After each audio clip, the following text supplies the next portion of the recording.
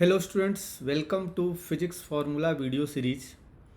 In this series we will try to learn all the formula of physics topic wise.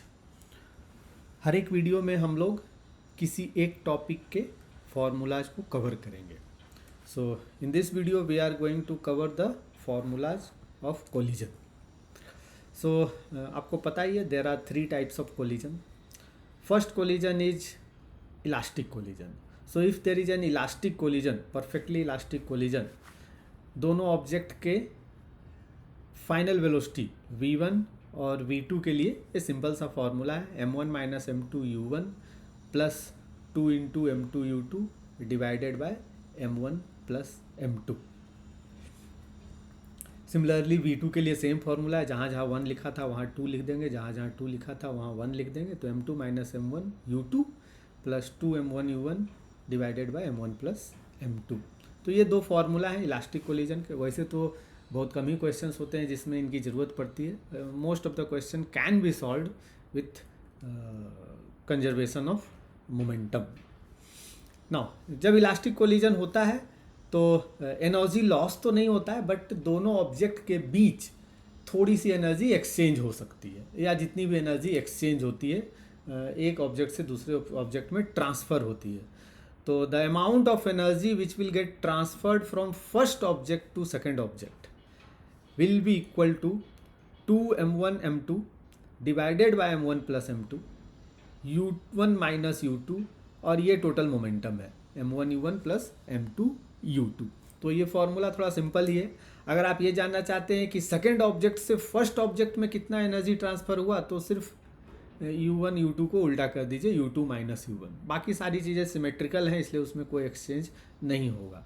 तो यहाँ पास आपका ये reduced मास type formula है. यहाँ रिलेटिव वेलोसिटी है, इनिशियल रिलेटिव वेलोसिटी, और ये मोमेंटम है. मोमेंटम इनिशियल फाइनल सेम ही रहता है, इसलिए उसके लिए कोई भी लिखा जा सकता है. सो तीनों को मल्टीप्लाई कर देते हैं तो आपको ट्रांसफ़र ऑफ काइनेटिक एनर्जी मिल जाएगा.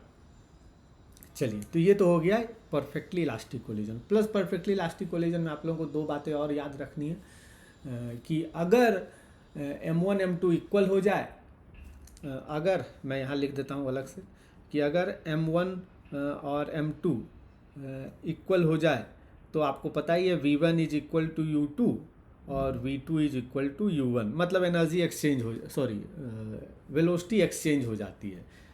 v1 के जगह को u2 की वेलोसिटी मिल जाती है और v2 u1 के बराबर हो जाता है. सिमिलरली अगर m1 बहुत बड़ा हो कंपेयर टू m2, ओके, तो m1 की velocity remains almost same, u1 के बराबर ही रह जाता है. लेकिन m2 की वेलोसिटी v2 जो है it will be equal to u1 first वाले की velocity minus double of second वाले की वेलोसिटी.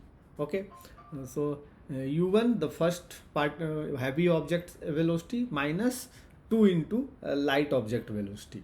ओके, तो इस फॉर्मूले से आप क्वेश्चन थोड़ा जल्दी सॉल्व कर सकते हैं अगर दोनों मास इक्वल है या दोनों मास में डिफरेंस रेशियो बहुत ज़्यादा है. ओके, चलिए आते हैं परफेक्टली इन इलास्टिक कोलिजन.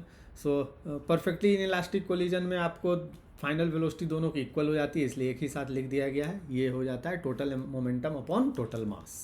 ठीक है, मोमेंटम कंजर्वेशन से ऐसा सिंपल सा फॉर्मूला आता है. इसमें कुछ खास कॉन्सेप्ट नहीं है, याद रखना very easy.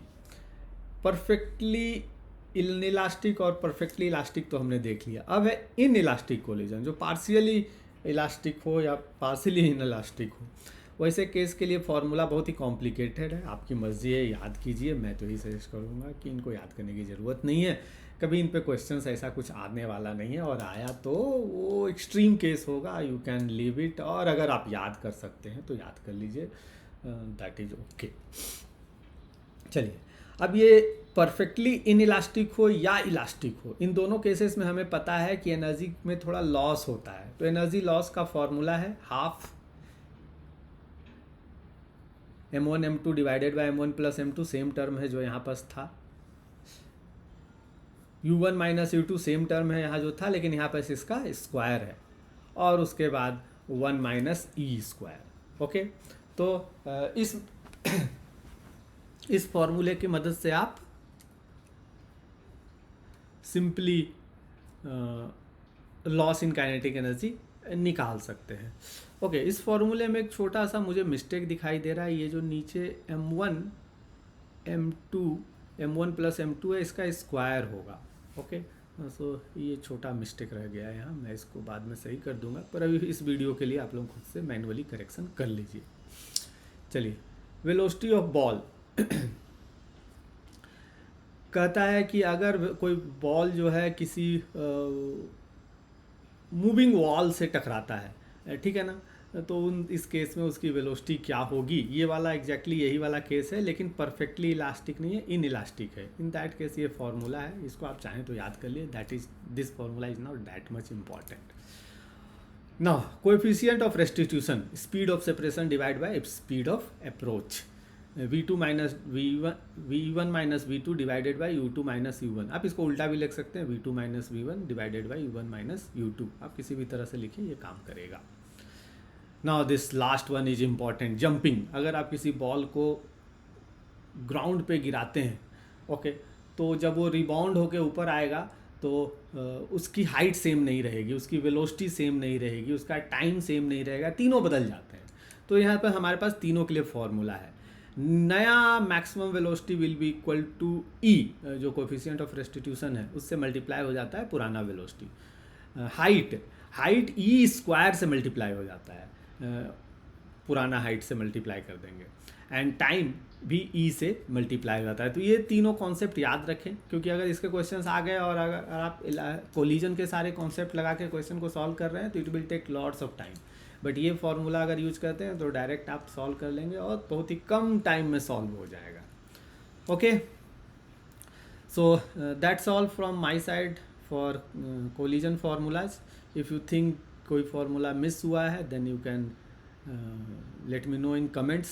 I will try to add that formula. Thank you.